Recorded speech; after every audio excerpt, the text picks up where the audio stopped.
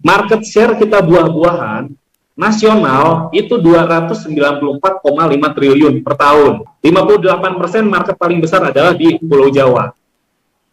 Kemudian ada disusul Pulau Sumatera dan disusul dengan pulau-pulau lainnya. Kita bisa lihat 17%-nya ada di pisang. Ini adalah lokal market ya. Kemudian disusul apel, orange, mango dan lain sebagainya ada. Termasuk buah impor ada di sini. Pisangnya 17%. Ini hanya market fresh, Bapak Ibu. Saya belum kasih gambaran lagi untuk market industri. Industri pun pakai.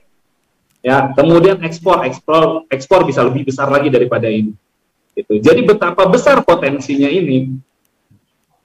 Yang sudah pegang perusahaan besar sebesar Gunung Sewu, market share-nya dia baru pegang 1% kurang lebih. Ya, sisanya ini masih berpeluang kita bisa coba kolaborasikan, kita korporasikan bersama. Ini adalah sebaran cabang-cabang yang memang sudah existing kita berjalan. Jalur distribusinya sudah terbentuk. Logistiknya sudah terbentuk. Kita perlu kolaborasi. Kita mengkorporasikan pertanian ini bersama-sama. Kita buat menjadi satu standar, kita buat jadi satu korporasi, semuanya sama perlakuannya. Mulai dari budidayanya, pemupukannya, semua satu SOP. Yang di hulu bisa fokus produksi, yang di hilir bisa fokus mempertahankan sampai dengan mengembangkan potensi market yang ada. Dengan seperti itu kolaborasinya akan match, ekosistemnya akan terbentuk. Sekarang problem saya adalah hilirnya kita siap, tetapi di hulunya kami tidak siap. Kami sangat kurang untuk produksi. Nah, di kesempatan yang baik ini mungkin mudah-mudahan nanti kita bisa berkolaborasi, kita bisa sama-sama membangun bisnis ini, kita korporasikan untuk pemenuhan kebutuhan lokal, nasional skalanya, kemudian juga untuk ekspor, kemudian juga untuk industri. Sehingga ini menjadi satu solusi pertanian agribisnis. Ini yang akan kita dorong untuk kerjasama kontrak farming buah tropis. Di sini saya ada 5 komoditas, ya. Jadi yang saya tekankan prioritas satu adalah pisang Cavendish, kemudian ada pisang Mas Kirana, kemudian jambu merah. Jambu merah ini saya untuk industri. Jadi kalau jambu merah ini nggak ada spek ya, selama buahnya tidak busuk, tingkat kematangan di atas 80% itu akan masuk semua. Tidak ada yang di-reject sama sekali. Kemudian juga ada durian. Ya, durian kita lakukan juga setiap minggu, kita ambil durian dari Palu dan juga Bali khusus untuk montong. Kemudian ada jeruk cokun. Jeruk cokun saya pernah coba tes market dengan mengambil dari kebunnya Pak Wayan, itu luar biasa. Cuman sayangnya tidak ada yang nanam jeruk cokun, sangat sedikit. Yang ada jeruk-jeruk cokun yang cuma kecil-kecil ya. Poin nomor 1 adalah standarisasi SOP perawatan. Jadi di sini kami punya SOP. Pun kita nanti jalan, tim saya ada agronominya. Itu ada dari tim IPB, lulusan meteorologi Terapan, di mana PIC ini nanti akan bisa mengkonversi Geographic Information System.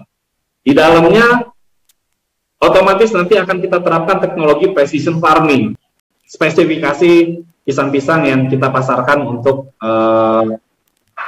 customer. Jadi ada cluster, C3, ada full hand, baby, finger. Jadi semuanya tandan dari atas sampai ke bawah itu sudah pasti terserap. Sudah pasti kita ambil sampai dengan yang terkecilnya. Mulai dari tanggal tanam, tanggal berapa, nanti semua rumusnya akan keluar. Kemudian juga jenis pemupukan yang akan kita berikan apa saja, sampai dengan biaya, mungkin biaya nanti bisa Bapak Ibu modified sendiri, ya, tergantung dengan lokasi penanaman, karena berbeda-beda mungkin upahnya di setiap daerah. Sehingga kami pun sebagai off-taker, setiap minggu kita berkoordinasi dengan semua kebun, itu akan sama semuanya. Yang kita bahas akan sama, apakah sudah dilakukan, 1 bulan sekali mungkin kami akan kunjungan, nah supaya betul-betul hasil kebunnya, bisnis di hulunya betul-betul menguntungkan untuk Bapak Ibu semua. Di hilir pun akan terpenuhi semua kebutuhannya. Secara garis besar, ya, di sana bisa turun, bisa lebih murah lagi, tergantung nanti Bapak Ibu melakukan penerapan teknologi di lahannya masing-masing. Ini kurang lebih biaya yang dibutuhkan untuk 1 hektar adalah 109 juta. Visible study ini ada, nanti bisa didapatkan juga.